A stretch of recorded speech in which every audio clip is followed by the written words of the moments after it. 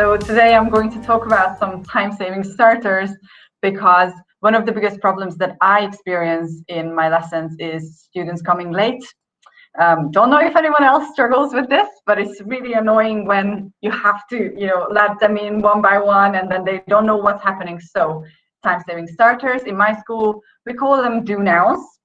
And as the name suggests, these are brief starter activities that you can just give to your students, and the idea is that they should be able to do this independently.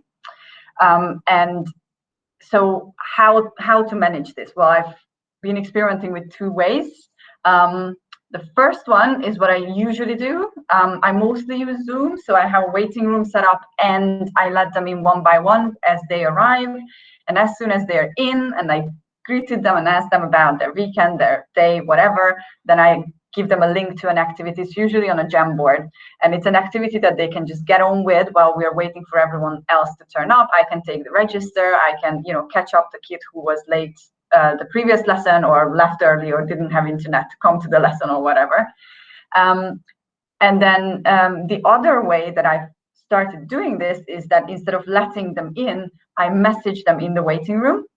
So they are in the waiting room working on the activity individually and independently, and then when 5 minutes has passed and hopefully everyone has turned up, then I let them in. But of course this presupposes that they know that they need to expect a message in the waiting room. So you need to train them a little bit, but in my experience this actually saves you a lot of time, because then the beginning of your lesson is set. So they are, they have something to do, you can get on with other things, and you've already saved time for the rest of your lesson. But if someone is late, then they haven't missed your learning objective, they haven't missed your main lead-in, for example. So I also wanted to show you a couple of ideas for what to do as do-nows. And I grouped them into three groups here: vocabulary, grammar, and skills. For vocabulary, it's really super simple. I'm an avid user of Quizlet, so it literally takes me like 10 seconds to plan an activity like this. I go to Quizlet and I snapshot something from Quizlet, put it on a Jamboard, and then I can just share the Jamboard link with the students and they can annotate it as they wish. Super simple, no planning. But it's useful revision. Grammar activities, well, no amount of controlled practice is ever enough. Again, revision, revision, revision. Great 5-minute activities. You can see a picture here.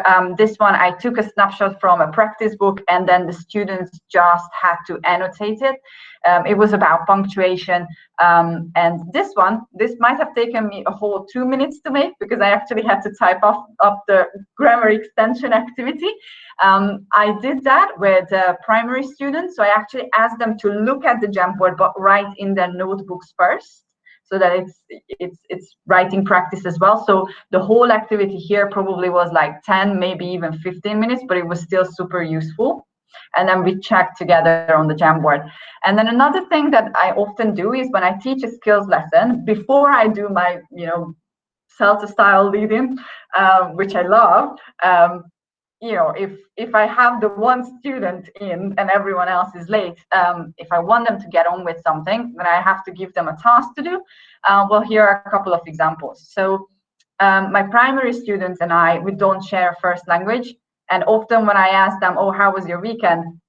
It results in silence. It's a super easy question, but I don't speak Korean, they don't speak Hungarian, neither do they speak English. So this was my way of giving them a bit of like extra time at the very beginning of the lesson to think about how they are going to answer that question.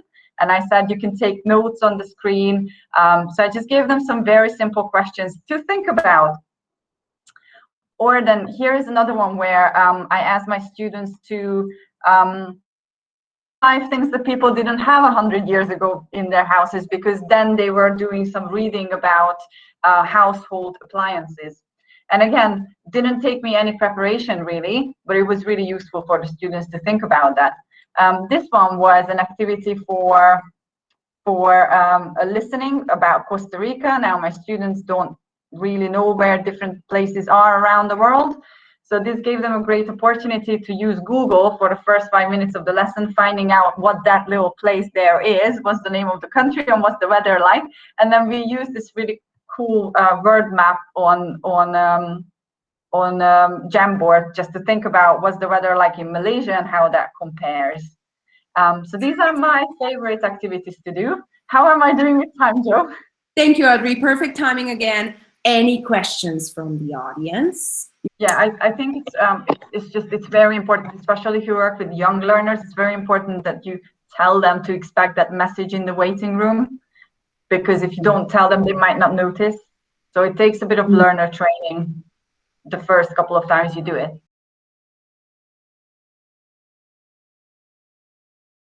Yeah, absolutely.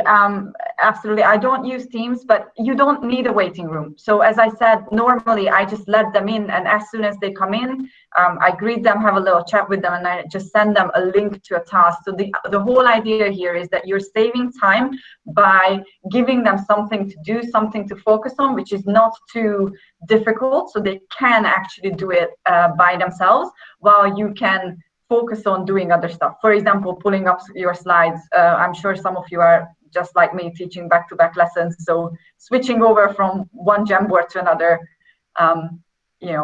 so yeah, it works, I think, on any platform you're using.